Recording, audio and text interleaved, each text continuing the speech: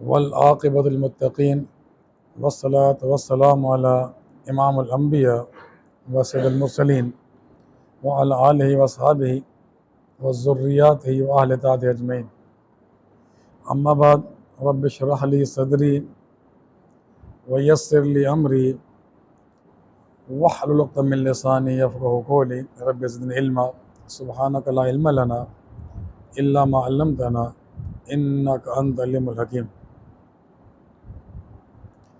لقد قال اللہ سبحانہ وتعالی فی کلامہ المجید وفرقانہ الحمید بعد اعوذ باللہ السمیع العلیم من الشیطان الرجیم من حمزہ ونفخہ ونفثہ،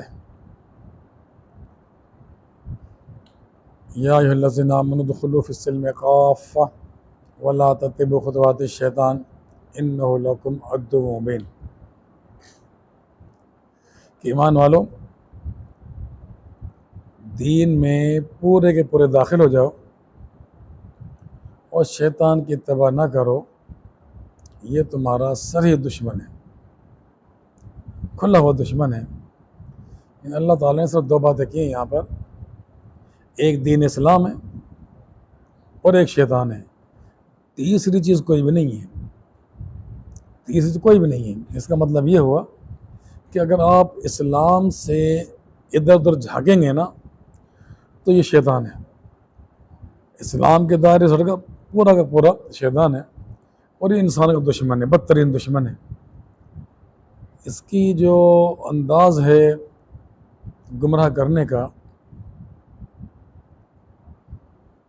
یہ آپ جانتے ہیں، آدم علیہ السلام کا واقعہ آپ سن چکے ہیں کہ آدم علیہ السلام کو کس انداز سے، غیر محسوس طریقے سے، یہ کبھی مت سوچئے گا کہ یہ ہمیں تضاد میں آ کر ہی گمراہ کرے گا، نہیں، وہ ایسا کبھی نہیں کرتا، وہ آپ کی سوچ کے مطابق گمراہ کرتا ہے۔ آدم علیہ السلام کو جنت چاہیے تھی، تو جنت کے ذریعے ہی ان کو جو ہے پھسلایا ہے کہ جنت تمہیں کیسے مل جائے گی، اور قسمیں کھا کر پی کر جو ہے نا، اس کا مطلب کہ قسمیں بھی جھوٹی انسان اٹھا سکتا ہے شیطان گمراہ کرنے کے لیے۔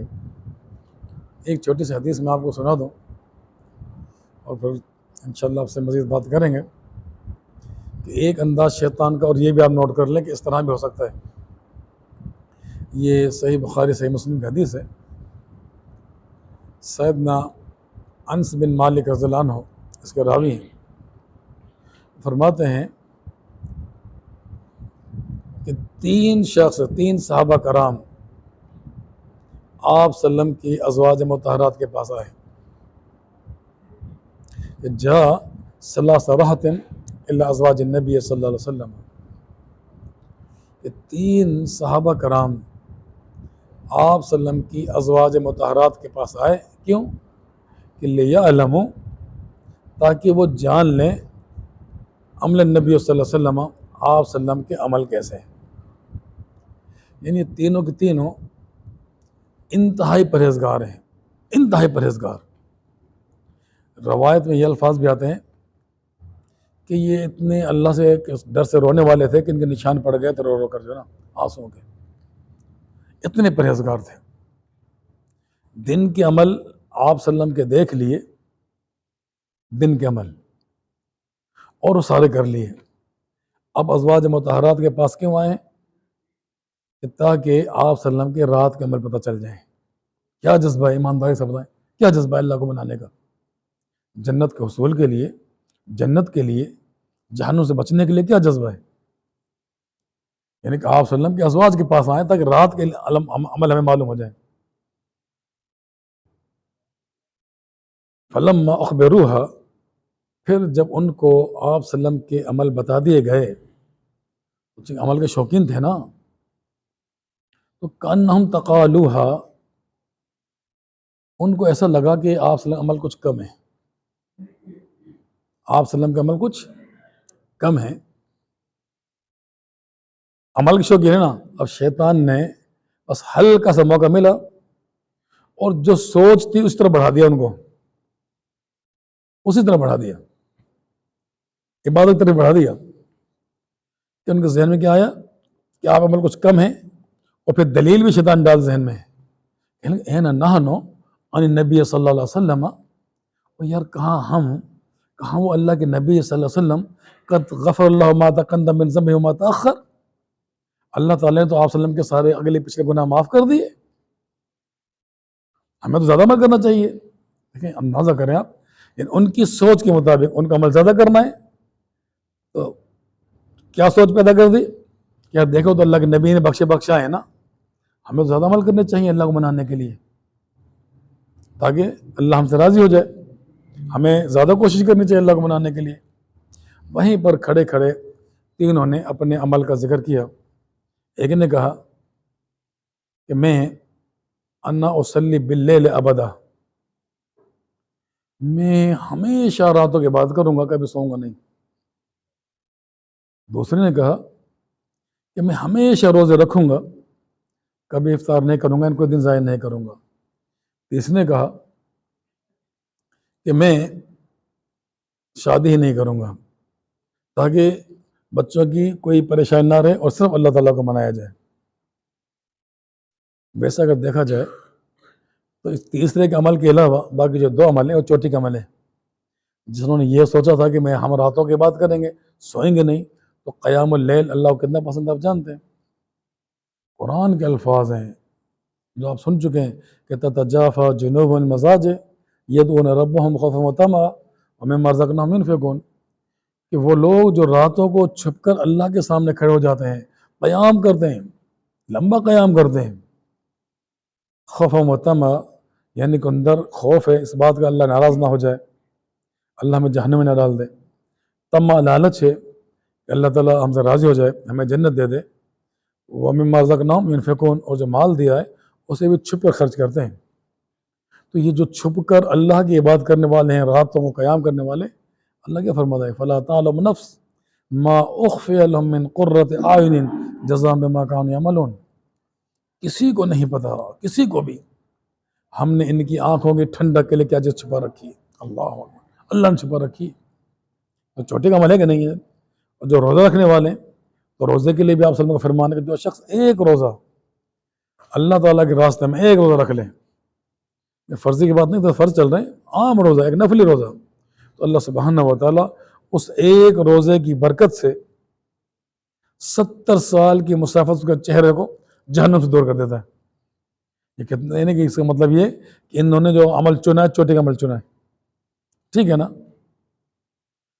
آپ صلی اللہ علیہ وسلم تک، آپ صلی اللہ گھر آئے ہوں گے تو گھر والے نے بتایا ہوگا، تو دیکھیں آپ صلی اللہ علیہ وسلم ایک لمحے نہیں ٹھہرے، حالانکہ یہ سوچ آ سکتی تھی نا کہ یار یہ اول صف کے نمازی ہیں، تکبیر اولیٰ کے نمازی ہیں، ابھی یہ نماز میں آ جائے، اگر عصر کا ٹائم ہونا والا ہوگا، فجر کا ہونے جو بھی ٹائم ہوگا کہ ابھی وہ آ جائیں گے، میں بات کر لوں گا جو ہے نا، نہیں۔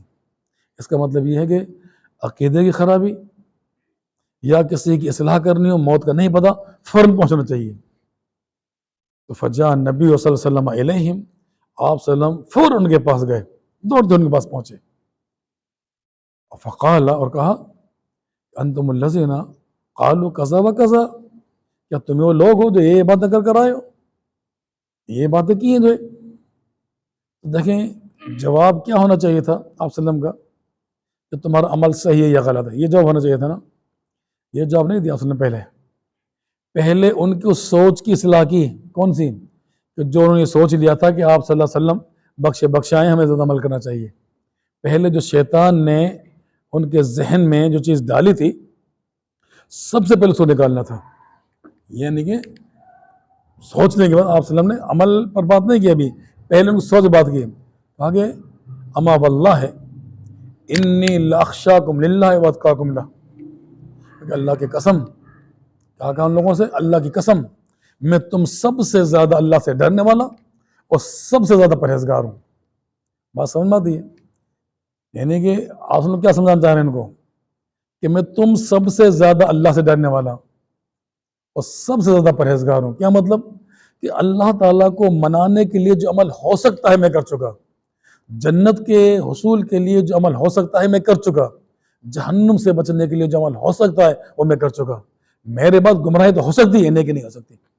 یعنی پہلے آپ صلی اللہ علیہ وسلم نے ان کی اصلاح کی، اما واللہ انی لاخشاکم للہ واتقاکم لہ، اللہ کی قسم میں تم سب سے زیادہ پرہیزگار ہوں۔ یہ مت سوچیے گا کبھی بھی کہ وہ تو بخشے ہم جو چاہے عمل کر لیں. نہیں، یہ شیطان کا چال ہے جو نا. میں تم سب سے زیادہ اللہ کو پہچانتا ہوں، سب سے زیادہ اللہ سے ڈرنے والا ہوں. تو عبادت جو اللہ کو منانے کے لیے جو چیز ہو سکتی ہے تم سے پہلے میں کر چکا ہوں گا اس کو جو نا. میرے علاوہ نیکی نہیں ہو سکتی. پھر ان کو بتایا ان کے عمل کا. دیکھیں، میں راتوں کو سوتا بھی ہوں، عبادت بھی کرتا ہوں. میں روزے رکھتا بھی ہوں اور افطار بھی کرتا ہوں، کچھ دن چھوڑتا بھی ہوں. میں نے شادیاں بھی کی ہیں. اور پھر فرمایا کہ فمن رغب عن سنتی فلیس منی. جس نے میرے طریقے سے منہ موڑ لیا مجھ سے کوئی تعلق نہیں ہے اس کا جو ہے نا. اس سے آپ اندازہ لگا جو میں آپ کو بتانا چاہ رہا تھا کہ شیطان کتنے غیر محسوس طریقے سے ان کا بیڑا غرق کر چکا تھا جو نا. یہ تو آپ صلی اللہ علیہ وسلم تھے کہ فوراً ان کی اصلاح کے لیے پہنچ گئے، ورنہ شیطان نے کام کر دیا تھا نا. اس کا مطلب کیا ہوا کہ شیطان کسی کو بھی اس کی سوچ کے مطابق اس کو جو ہے نا وہ گمراہ کر سکتا ہے. اللہ سے پناہ مانگنی چاہیے، اللہ سے ڈرنا چاہیے، دعائیں کرتے رہنا چاہیے کہ اللہ اس مردود سے ہمیں بچا لے. یقین کرو بیٹی، اس سے سب اللہ بچا سکتا ہے. ورنہ اس کے جو حملہ کرنے کے انداز ہیں، جو اس کی کوشش ہوتی ہیں، جو یہ پیچھے لگا ہوا ہے نا، یہ کوئی ٹائم ضائع نہیں ہونے دیتا. 24 آورس لگا رہتا ہے. جہاں بھی جس وقت بھی موقع ملتا ہے نا یہ انسان حملہ کر لیتا ہے جو نا. یعنی کہ اس کا بس نہ چلے، سب کو جہنم میں پہنچا دے، سب کو جہنم میں پہنچا دے. اور دوسرا اس سے بچنے کا طریقہ جو نا، اس سے بچنے کا طریقہ وہ قرآن کریم ہے. قرآن کریم، کیونکہ الفاظ قرآن کریم کے یہ ہیں. آپ بلکہ اللہ تعالیٰ فرماتا ہے کہ وَمَن يَعْشُ عَنْ ذِكْرِ الرَّحْمَنِ نُقَيِّضْ لَهُ شَيْطَانًا فَهُوَ لَهُ قَرِينٌ. کہ جو شخص قرآن سے اعراض کر لے، قرآن سے بے پرواہ ہو جائے، اسے قرآن کا احساس نہیں ہے. یعنی بے پرواہ ہونے کا مطلب ہے محض رٹو نہیں ہونا چاہیے، فہم ہونی چاہیے، نصیحت ہونی چاہیے. دیکھیں، میں پھر یہ کہہ رہا ہوں، میں یہ نہیں کہتا کہ قرآن کریم پڑھنے سے ثواب نہیں ہے. اس کا ثواب ہے. اللہ نے ثواب رکھا، اللہ کا کلام ہے، کوئی معمولی چیز نہیں ہے. اللہ کا کلام ہے اور کثرت سے پڑھا جانا چاہیے، کثرت سے پڑھا جانا چاہیے نا. میں یہ نہیں کہہ رہا کہ تمہیں ہمیشہ ترجمے سے پڑھے، نہیں، رمضان ہے پڑھے کثرت ساتھ. لیکن ایک بات ذہن میں رکھیں کہ یہ قرآن کریم اصل میں فائدہ جو اس کا مقصد ہے نا، جس مقصد کے لیے قرآن کریم نازل ہوا ہے، وہ مقصد جو ہے وہ ہدایت ہے. یعنی کہ اس کو پڑھیں آپ ہدایت کے لیے. پھر جو آپ پڑھتے جائیں گے نا ثواب آپ کو ملتا رہے گا، جو اس کا ثواب ہے وہ ملتا رہے گا. لیکن اصل وجہ کیا ہے؟ ہدایت ہے نا. تو جو اس سے ہدایت لے گا نا اور جو اس سے منہ موڑ لے گا، اللہ فرماتا ہے ہم اس پر شیطان کو مسلط کرتے ہیں. تو گویا جو قرآن سے ہٹا شیطان سے جڑ گیا. یہ پکی بات ہے، اللہ کا فرمان ہے کہ جو قرآن سے ہٹ گیا وہ شیطان اس پر حاوی ہو جاتا ہے. اور فَوَلَّهُ قَرِينٌ، ہم نشین، یعنی 24 گھنٹے ساتھ رہنے والا. اور اس کے ذہن میں ایسے لوجک، ایسے پوائنٹ، ایسے دلائل کہتے ہیں کہ وہ وَإِنَّهُمْ يَصُدُّونَ عَنِ السَّبِيلِ، کہ وہ کیا کرتے ہیں کہ جن کے وہ دوست بن جاتے ہیں نا ان کو راستے سے، اللہ کے راستے سے گمراہ کرتے ہیں. کس طرح؟ وَيَحْسَبُونَ أَنَّهُمْ مُهْتَدُونَ، جو گمراہ ہوتا ہے وہ سمجھتا ہے میں ہدایت پر ہوں.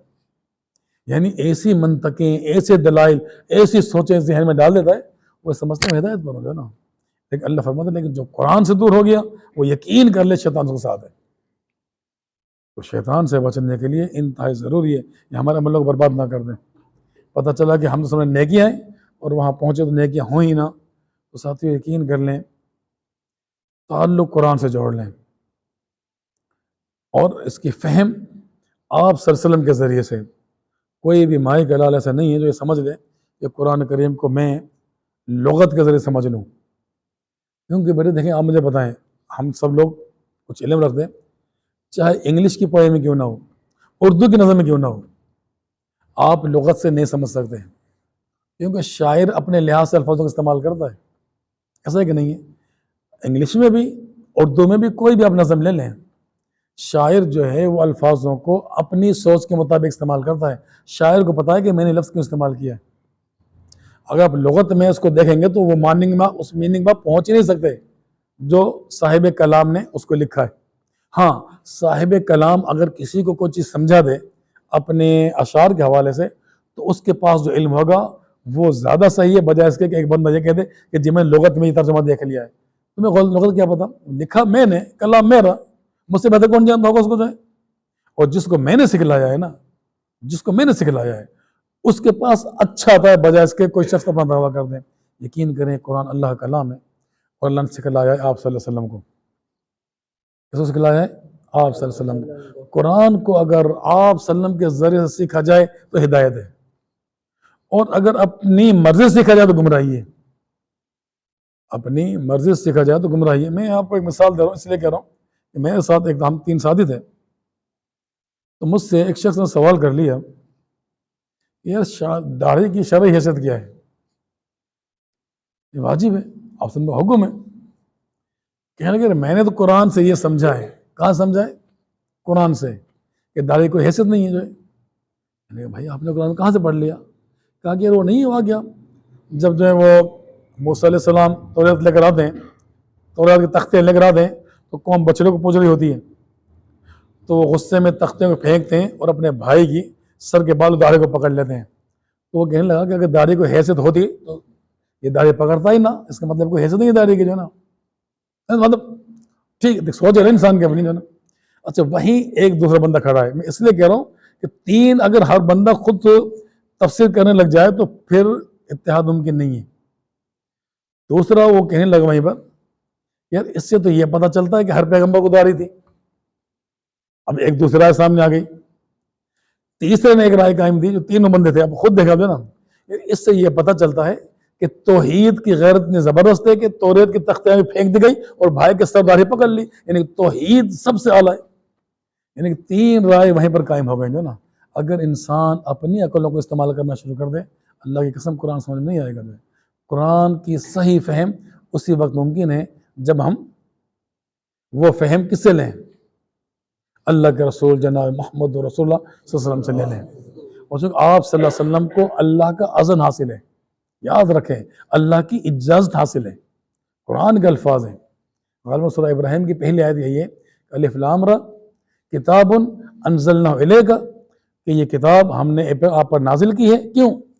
لِیُخْرِجَ النَّاسَ مِنَ الظُّلُمَاتِ إِلَى النُّورِ، تاکہ آپ لوگوں کو گمراہی سے، اندھیرے سے نکالیں روشنی کی طرف ہدایت بِإِذْنِ رَبِّهِمْ، ان کے رب کے حکم سے، ان کے رب کے اذن سے.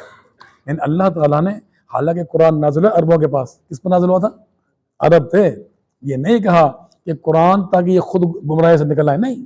لِتُخْرِجَ النَّاسَ، آپ نکالیں لوگوں کو. گویا کہ انسان خود نہیں نکل سکتا جب تک کہ استاد اس کو نہ نکالے. یہ بس سمجھ لیں. تو قرآن کی جو فہم ہے وہ آپ صلی اللہ علیہ وسلم کے ذریعے سے، اور جس کو اذن حاصل ہو، پھر آپ صلی اللہ علیہ وسلم سے جس نے سیکھا، صحابہ کرام ان سے جس نے سیکھا، یعنی ایک استادیوں کا سلسلہ ہے، اس کے ذریعے سے قرآن سمجھ میں آ سکتا ہے، ورنہ یہ گمراہی ہے. بیٹے ٹائم نکالیں تھوڑا سا، یہ یقین کریں آخر اشرہ بڑا قیمتی ہے. ٹائم نکالیں، قرآن تلاوت بھی خوب کریں اور کچھ سمجھنے کی کوشش کریں، اور سمجھ کر کچھ سوال کرنے کی بھی کوشش کریں. جب آپ سوال کریں گے تو پتہ چلے گا آپ کچھ سیکھنا چاہ رہے ہیں. ورنہ تو یہ علم انتہائی ضروری ہے، اور سوچ پیدا ہو جائے گی ہمارے آخرت کی، کہ ہمارا جو مسلمان ہے اس کی سوچ ہی آخرت ہے، دنیا نہیں ہے. یقین کر لیں دنیا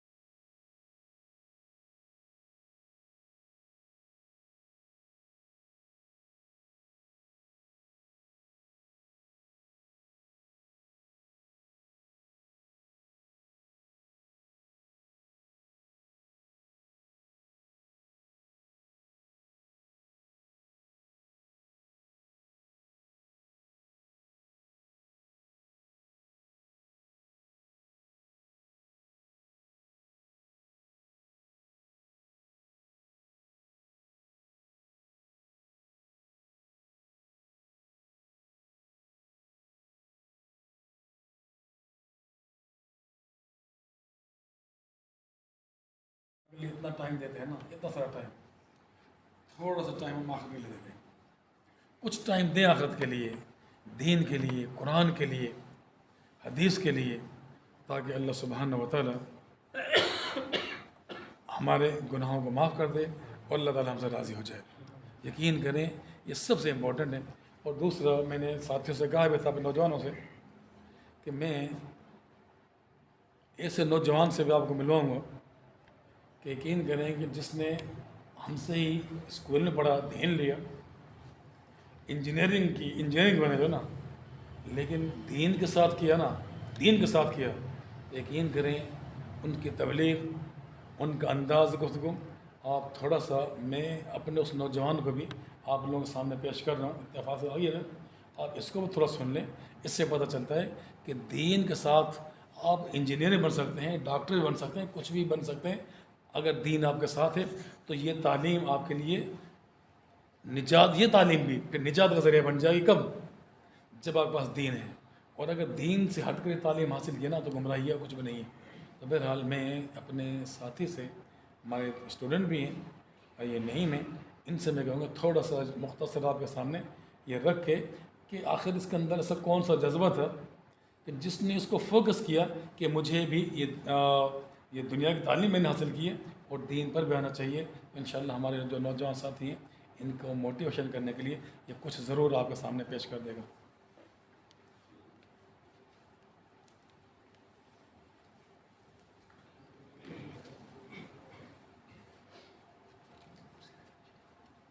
نحمد و نصلی علی رسول الکریم، اما بعد، اعوذ باللہ من الشیطان الرجیم، بسم اللہ الرحمن الرحیم. اتبعوا ما انزل الیکم من ربکم ولا تتبعوا من دونہ اولیاء قلیلا ما تذکرون. رب اشرح لی صدری ویسر لی امری واحلل عقدۃ من لسانی یفقہوا قولی. رب زدنی علما، رب زدنی علما، اللہم رب زدنی علما. میرے دوستوں، میرے بھائیوں، درس تو آپ نے شیخ صاحب سے سن لیا ہے.